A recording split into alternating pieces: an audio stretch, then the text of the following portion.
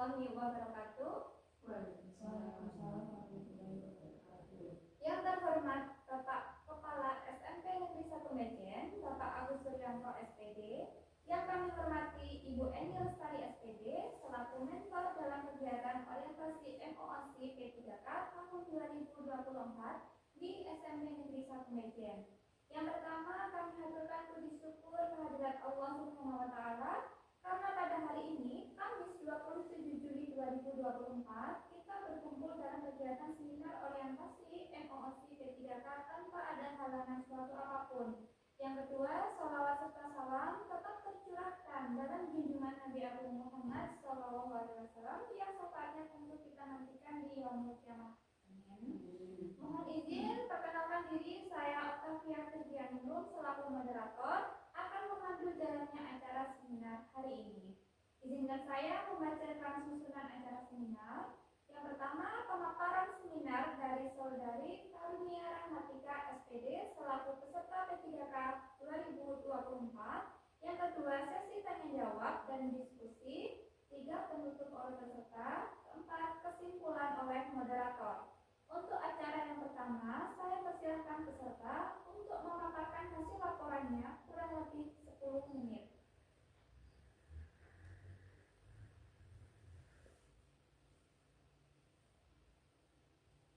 Sebelumnya terima kasih kepada moderator yang sudah mempersilahkan saya untuk memaparkan hasil orientasi pada kesempatan kali ini. Yang kedua, saya ucapkan terima kasih kepada Ibu Eni yang sudah hadir sebagai mentor dari kegiatan orientasi kali ini.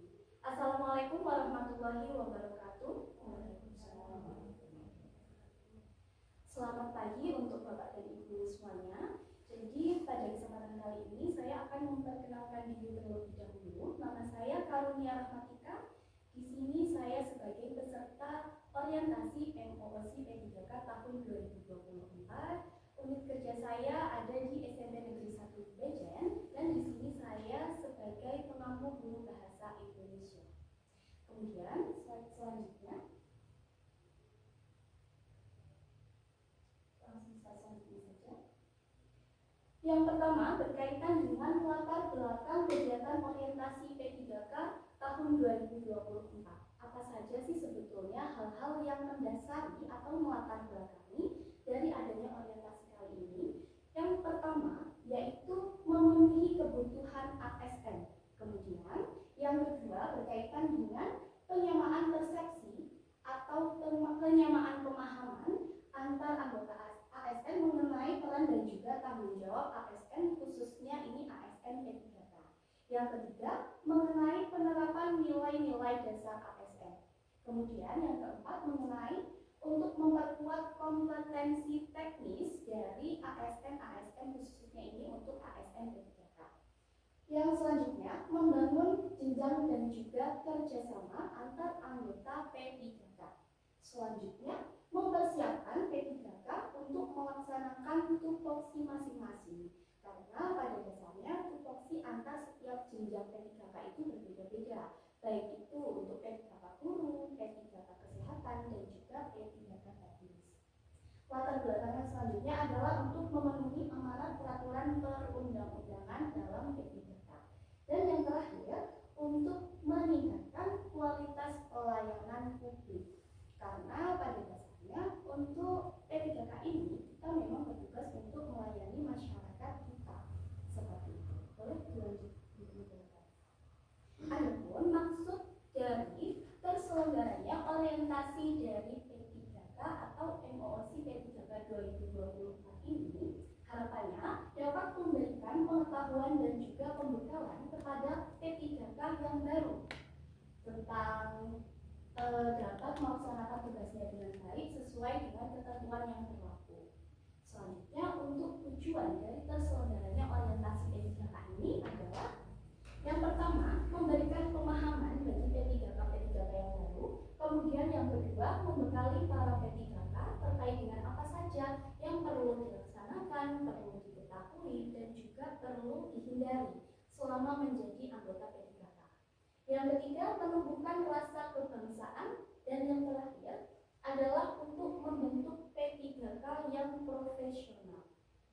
Seperti itu kurang lebih maksud dan tujuan dari terselenggaranya orientasi. Kemudian sekarang masuk pada rencana hasil kerja kepala sekolah. Jadi muara dari kegiatan orientasi yang sudah terselenggara dari tanggal 14 Mei sampai dengan nanti pada tanggal 3 Juli tahun 2024 adalah setiap anggota P3K melakukan seminar berdasarkan hasil intervensi RHK kepala sekolah untuk membuat RHK dari diri pribadi P3K yang baru ini. Jadi untuk rencana hasil kepala sekolah yang saya intervensi di SMP Negeri 1 Bejen ini adalah mengenai tersusunnya perencanaan, pelaksanaan, evaluasi, tindak lanjut tentang supervisi dan penugasan dari kepala didik. Kemudian berdasarkan hasil RHK kepala sekolah yang sudah saya pilih itu, saya kembangkan harapannya ini rencana hasil kerja dengan judul tersedianya modul ajar pembelajaran bahasa Indonesia dengan model pembelajaran PGP atau in-game tournament menggunakan media permainan. Boleh dilanjutkan? Adapun tujuan inovasi dan juga sasaran inovasi. Yang pertama, tujuan inovasi harapannya ini dari SMP Negeri 1 Bejen. Tujuannya adalah untuk meningkatkan kualitas akademik dari peserta didik di SMP Negeri 1 Bejen. Nanti baik itu peserta didik di kelas 7, 8 ataupun 9 khususnya ketika mata pelajaran bahasa Indonesia. Tujuan yang kedua adalah untuk menumbuhkan dan meningkatkan semangat belajar dari peserta didik. Harapannya dengan tersedianya modul ajar yang inovatif, kreatif, itu menggunakan model pembelajaran dengan media permainan, peserta didik nanti akan terpacu semangat belajarnya, tidak cepat bosan, dan penasaran terkait dengan mata pelajaran yang akan diperoleh nantinya dalam setiap minggu, seperti itu. Selanjutnya adalah sasaran inovasi. Peserta didik kelas 7 SMP Negeri 1 Bejen. Hal ini dikarenakan nanti pada tahun ajaran 2024-2025 nantinya saya khususnya mengampu di kelas 7. Seperti itu. Boleh lanjut? Adapun target dari rencana hasil kerja ini ada beberapa aspek yang perlu diperhatikan. Yang pertama terkait dengan kuantitas, kualitas dan juga waktu pelaksanaan. Kuantitas. Harapannya nantinya ini modul ajar yang akan tersusun dengan model pembelajaran PGP dalam kurun waktu 1 tahun ini adalah 7-5 modul ajar atau nanti bisa disesuaikan berkaitan dengan banyak sedikitnya materi ajar yang disampaikan di kelas 7. Kemudian untuk kualitasnya terkait dengan persentase modul ajar bahasa Indonesia dengan model pembelajaran PGP atau in-game tournament menggunakan media permainan. Dan terkait dengan waktu, harapannya ini nanti pelaksanaan perencanaan atau pembuatan modul ajar dengan model pembelajaran PGP dapat berlangsung dalam waktu kurang lebih 12 bulan atau 1 tahun pembelajaran. Seperti itu. Bisa dilanjutkan? Sekarang masuk pada tahapan dan juga kegiatan. Bagaimana sih langkah-langkah dalam penyusunan modul ajar yang nantinya akan saya laksanakan dalam 1 tahun ke depan?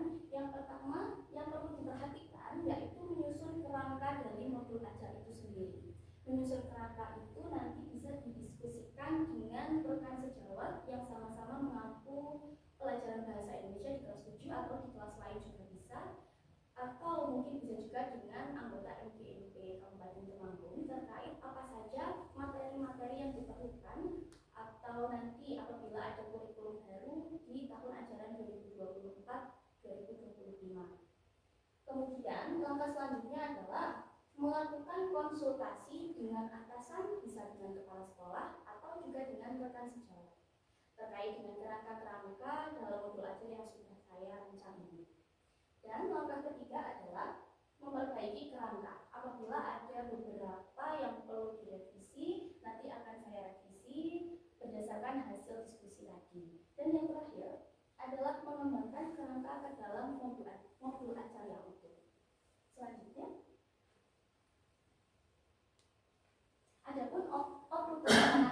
modul kerja yang akan saya dapatkan ini, yang pertama, terlaksananya modul pembelajaran bahasa Indonesia yang inovatif menggunakan model PJJ ini dengan menggunakan media permainan yang pertama namanya Battlefield Game. Kemudian yang kedua, terlaksananya modul pembelajaran bahasa Indonesia yang inovatif menggunakan model pembelajaran PJJ.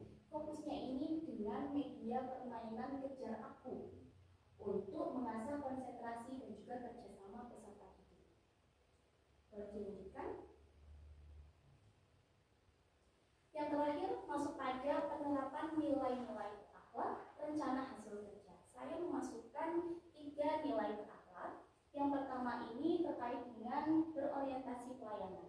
Harapannya, dengan adanya nilai-nilai yang saya masukkan di dalam PHK saya, dapat memahami dan juga memenuhi kebutuhan peserta didik melalui pembelajaran bahasa Indonesia yang menyenangkan.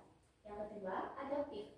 Harapannya mampu mengembangkan kreativitas dan inovasi dalam pembelajaran bahasa Indonesia melalui modul pembelajaran PJJ dengan media permainan. Dan yang ketiga adalah kolaboratif. Artinya terbuka dalam kerjasama dengan tim atau untuk menghasilkan perencanaan modul ajar yang sudah diinginkan. Seperti itu. Saya lanjutkan. Terima kasih untuk pemaparan kali ini. Kemudian selanjutnya saya serahkan ke pendengar. Baik, terima kasih kepada peserta yang telah memaparkan materinya. Selanjutnya adalah sesi tanya jawab. Saya persilakan kepada Ibu Mentor. Jika ada pertanyaan kepada peserta, saya persilakan. Baik, terima kasih. Assalamualaikum warahmatullahi wabarakatuh. Waalaikumsalam warahmatullahi wabarakatuh. Terima kasih atas kesempatan yang diberikan kepada saya. Saya tertarik sekali dengan judul gerakannya ibunya, bahwa di sini tersedianya modul ajar pembelajaran bahasa Indonesia dengan model pembelajaran TGT atau Team Game Tournament menggunakan media permainan. Menurut saya ini sangat cocok sekali untuk pengembangan nanti daya kreativitas siswa nanti. Saya bayangkan pasti ini nanti pembelajarannya adalah pembelajaran yang sangat menyenangkan untuk siswa. Nah, yang akan saya tanyakan ini nanti bagaimana gambaran langkah pembelajarannya dengan media permainan yang sudah tadi dipaparkan tadi. Permainan apa Mbak? Yang pertama itu namanya Battlefield Game. Oh ya, pembelajaran dengan media permainan Battlefield Game. Bisa panjenengan jelaskan? Ya, terima kasih untuk pertanyaannya Bu Eni. Izinkan saya menjawab. Mungkin ini saya jelaskan secara singkat saja ya Bu gambarnya. Jadi nantinya dalam satu kelas itu akan dibagi ke dalam kelompok kecil. Katakanlah satu kelas terdiri dari 36, jadi dibagi dalam 6 kelompok. Satu kelompoknya. Kemudian nanti satu kelompok ini dibagi lagi ke dalam beberapa bagian untuk melaksanakan permainan Battlefield Game ini. Ada 4 peran dalam satu kelompok ini. Yang pertama adalah peran yang memainkan atau yang nge-flip botolnya itu berjumlah 1 orang. Kemudian yang kedua itu siswa yang bertugas untuk mencari kumpulan soal-soal atau nomor soalnya, itu ada 2 orang. Yang ketiga bertugas untuk menjawab soal, dan yang keempat itu bertugas untuk pengamat. Jadi gambaran umumnya mungkin sampai sini dulu. Jadi nanti dari beberapa peran itu saling melaksanakan peran secara bergantian. Tujuannya supaya peserta didik juga mampu menjawab soal, mampu mengasah kemampuan dengan mencari soal, dan juga mengasah konsentrasi. Seperti itu. Terima kasih atas penjelasannya. Iya, sama-sama Bu Eni. Terima kasih kepada mentor dan juga peserta yang telah mempresentasikan dan juga sesi tanya jawab sudah selesai. Akhirnya di acara terakhir saya akan membacakan kesimpulan dari pemaparan laporan dari peserta ketiga acara ini. Jadi kesimpulannya adalah RHK yang dibuat oleh penulis merupakan pengupayaan intervensi berdasarkan RHK Kepala Sekolah mengenai upaya pembuatan modul ajar yang efektif dan inovatif dengan model pembelajaran PJJ menggunakan media permainan inovatif dan kreatif. Terima kasih kepada Ibu Eni Lestari selaku mentor dan peserta Rahmatika. Karunia Rahmatika, selaku peserta P3K, semoga presentasi hari ini memberikan inspirasi dan juga motivasi bagi kita semua.